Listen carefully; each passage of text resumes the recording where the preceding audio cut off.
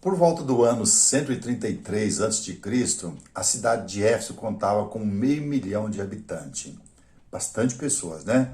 Interessante observar que essa cidade, Éfeso, era a capital da província, né, romana da Ásia, né, a residência oficial do governador.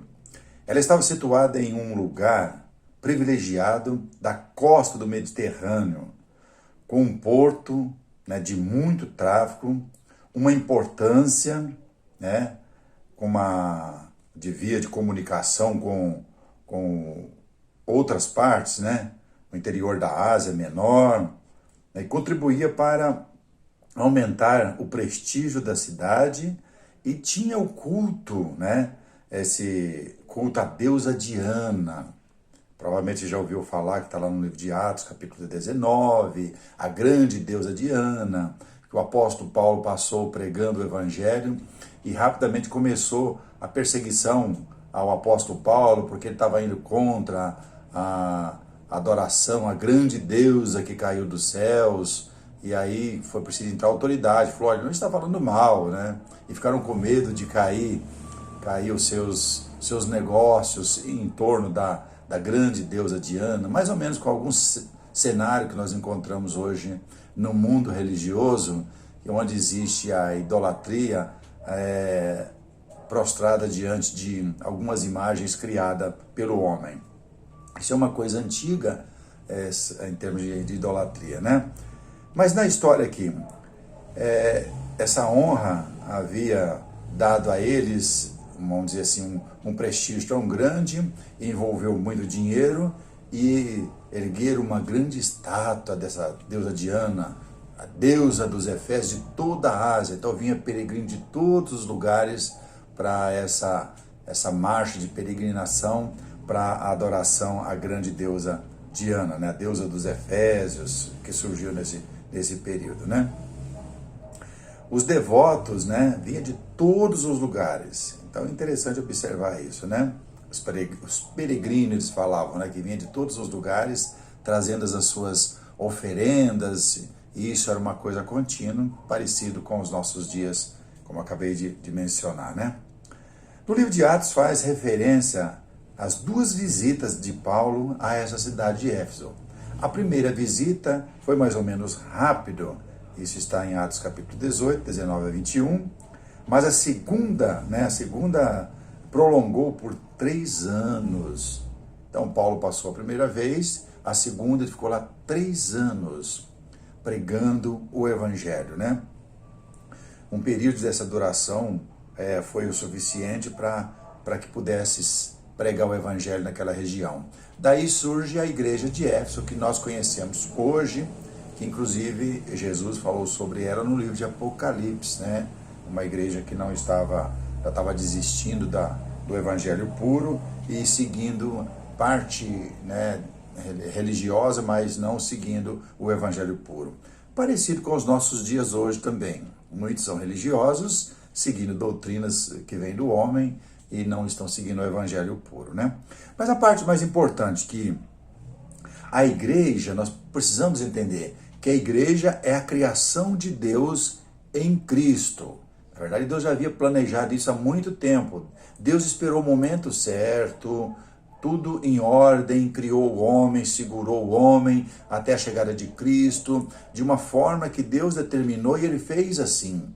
E nós temos que entender. Algumas pessoas que até questionam, mas por que Deus então não criou a igreja logo no começo do livro de Gênesis? Não, Deus criou o homem no começo do livro de Gênesis. E ele vai começar a educar o homem para que o homem pudesse ficar perto dele. Mas o homem, infelizmente, dia após dia, vai dando as costas para Deus e vai vivendo da sua maneira, do seu modo, né? Isso que encontramos, né? Olha o que ele diz no versículo 3 do capítulo 1, né, dessa carta aos Efésios, que começou, né, nessa cidade que contava com 500 mil de habitantes no ano 133, por volta do ano 133. Ele diz bem assim: bendito Deus e Pai de nosso Senhor Jesus Cristo, que nos tem abençoado com toda sorte de bênção espiritual nas regiões celestiais em Cristo. Primeiro ele disse que ele tem nos abençoado com todas as bênçãos nas regiões celestiais. Então está lá em cima o plano de Deus. E ele fala ainda, que é muito interessante, no versículo 21 do capítulo 3, ele diz bem assim: a ele quem? A Deus, seja a glória na igreja, agora tratando aqui da terra, em Cristo Jesus, por todas as gerações, para todos sempre. Amém. A ele seja dada glória na igreja, em Cristo Jesus, por todas as gerações. A ele quem? A Deus. Então a igreja, a função dela é dar glória a Deus, dar adoração a Deus, reconhecendo quem ele é e o papel que Deus tem na história da eternidade. Desde sempre, para o futuro e para o passado, Deus, ele é Deus. Interessante observar isso. Podemos ver também que esse plano infalível de Deus, que ele determinou na sua mente, na sua infinita sabedoria, como ele fez para que ele chegasse a salvar o homem que tem a esperança. Homens de qualquer época. Isso é o homem que vai tomar a decisão de querer ficar perto de Deus. Assim como nos escolheu nele antes da fundação do mundo, para sermos santos, santos quer dizer separados, irrepreensível perante ele e em amor. Ainda continua. Nos predestinou para ele, para a adoção de filhos, por meio de Jesus Cristo, segundo o beneplácito de sua vontade. Quando ele menciona aqui para adoção, interessante observar que nós somos criaturas de Deus, já mencionei isso em alguns dos nossos vídeos. Agora ele diz que ele quer nos adotar. Interessante observar esse aspecto, que para sermos adotados por Deus, existem os meios legais que você vai passar para ser adotado por Deus. Como existem os meios legais para você adotar uma criança para se tornar o seu filho, porque foi criado por outra família, né? Veio de uma outra mãe e de um outro pai, e agora vai ser seu filho. Então tem os meios legais. E é importante você observar, nós observarmos quais são esses meios legais que Deus determinou para que a gente possa ser um filho verdadeiro dele. Deus já fez a parte dele nas regiões celestiais, até enviando o seu filho e criou a igreja. Na verdade, a igreja já existia no Velho Testamento, no povo judaico. Feliz daquele que guardou os ensinos de Deus, né? Essa adoção que Deus fez, né, para que possamos fazer a vontade dele, ela está também em Gálatas capítulo 4. Você pode ler lá que você vai ver direitinho, né? Éramos escravos, e aí como escravo, aquela pessoa que não é dono, né, só trabalha, não como servo, e ele falou que deu direito de sermos feitos filhos por adoção e podemos chamar Deus de papai ou paim, Abba Pai, quer dizer isso, né? Para o louvor da glória da sua graça que ele nos concedeu gratuitamente no amado. Gratuitamente ele nos concedeu, né, esse privilégio de poder ser feito filho deles em Cristo, no amado, no qual temos a redenção pelo sangue, que faz parte da adoção. Necessitamos do sangue de Cristo. Por isso se fala fortemente, forte pregação dos apóstolos e outros, que o sangue é aquele que nos dá a vida. Você pode observar na sua Bíblia que o sangue ele está presente desde o começo da criação. Era sangue de animais, até chegar ao prometido de Deus na nova aliança, que é o sangue de Cristo. E ele ainda diz aos hebreus que estavam voltando para práticas da lei antiga, da antiga aliança, que ele diz que o sangue de Cristo é o único, porque o sangue de um novilho, de um bode, de uma ovelha, nunca salvou ninguém. Simplesmente foi só até esperar chegar a verdadeira fé, cuja o sangue de Cristo é único. Então, por isso que a pessoa que não está em Cristo não tem a salvação. A pessoa tem que estar em Cristo e atender os requisitos para ser um verdadeiro filho. Preste bem atenção nisso. No qual temos a redenção pelo seu sangue, a remissão dos pecados, segundo a riqueza da sua graça, que Deus derramou abundantemente sobre nós, em toda sabedoria e prudência. Agora, qual a importância da igreja? A igreja, ela é deixada aqui na terra para que possamos propagar o evangelho. Então, a igreja que não está pregando o evangelho, está pregando outras coisas, mudou o foco. A direção não é mais Cristo. Porque o ponto principal é Cristo. Ele dita as ordens para que nós, como súditos, submetemos para que possamos ser a verdadeira família de Deus. Ele diz bem assim: pelo qual temos a ousadia e acesso com confiança, mediante a fé nele, em Cristo Jesus. Aí ele diz ainda, eu estou lendo aqui no capítulo 3, no versículo 10, para que pela igreja, então qual a função da igreja? Não é pregar riqueza, não é pregar saúde, não é pregar bem-estar físico. A igreja é para pregar o evangelho. Para nós que estamos do outro lado, que estamos doentes, mortos no pecado, possamos encontrar o verdadeiro remédio para sermos sarados e curados da doença maior que mata o homem para a eternidade, que é o pecado. Para que pela igreja a multiforme sabedoria de Deus se torne conhecida agora dos principados e potestades nos lugares celestiais, segundo o eterno propósito que ele estabeleceu em Cristo Jesus, nosso Senhor. Então a igreja, quando você fala na igreja, você já tem que falar em Cristo, porque ele é o Senhor que veio para nos dar a liberdade da condenação eterna. É através do seu sangue. E uma igreja que não prega Cristo como Senhor e Salvador e leva os seus membros a obedecer ao Evangelho, ela está caminhando para direções erradas. Ela não está caminhando em direção ao Senhor e Salvador. Aí ele diz ainda no versículo 19 do capítulo 1 da carta aos Efésios, de fazer convergir nele, na dispensação da plenitude dos tempos, todas as coisas, tanto do céu como as da terra.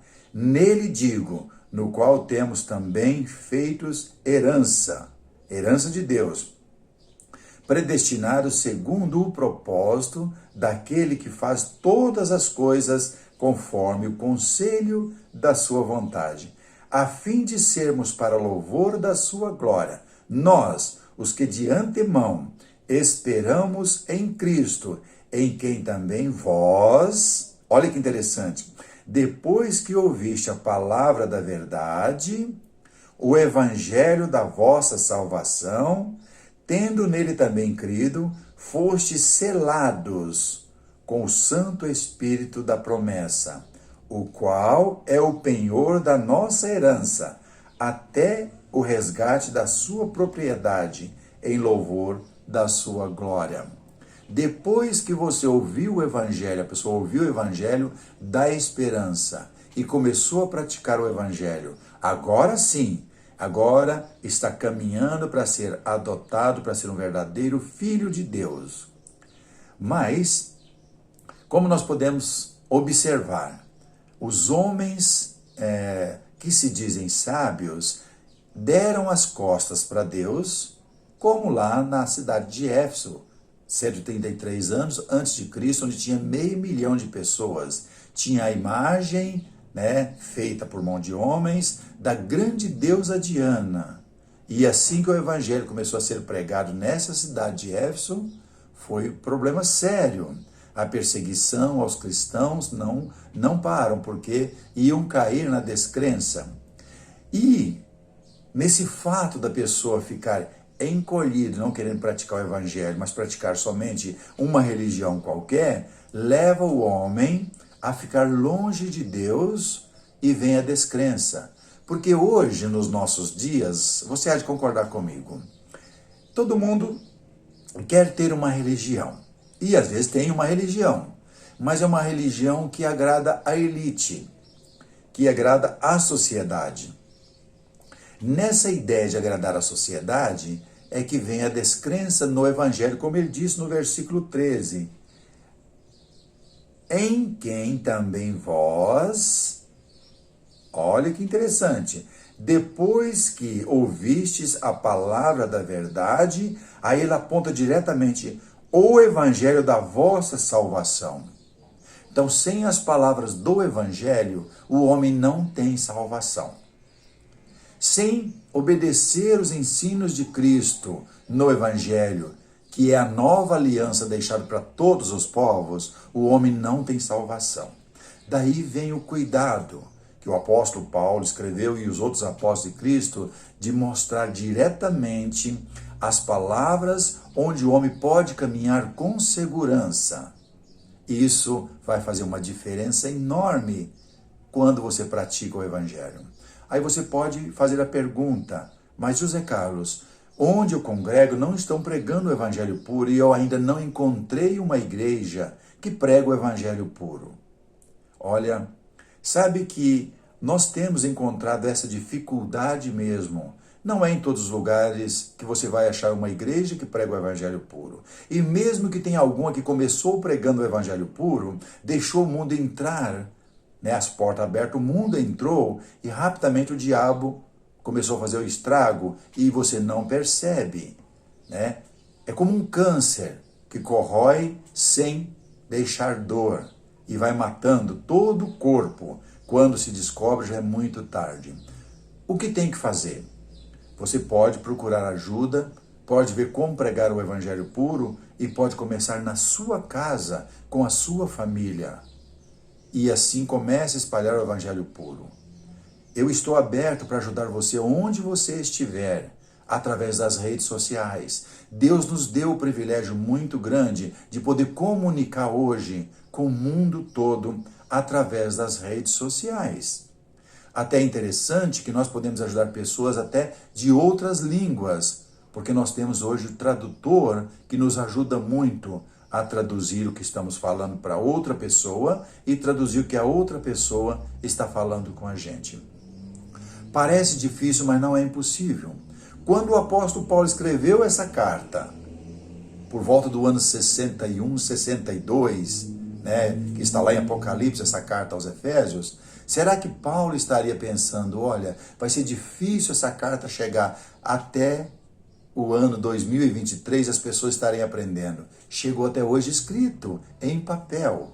Imagina as redes sociais que é instantâneo. Então, eu estou à sua disposição. Se você tem desejo de começar o evangelho puro, como foi sempre a preocupação de Cristo em manter a pureza do evangelho, preocupação dos santos apóstolos e de outros homens em manter o evangelho puro, pode deixar aí no canal escrito, nós vamos entrar em contato um com o outro, tá bom? Vamos viver firme dentro do evangelho, porque ele é o penhor da nossa herança, até o resgate da sua propriedade em louvor da sua glória.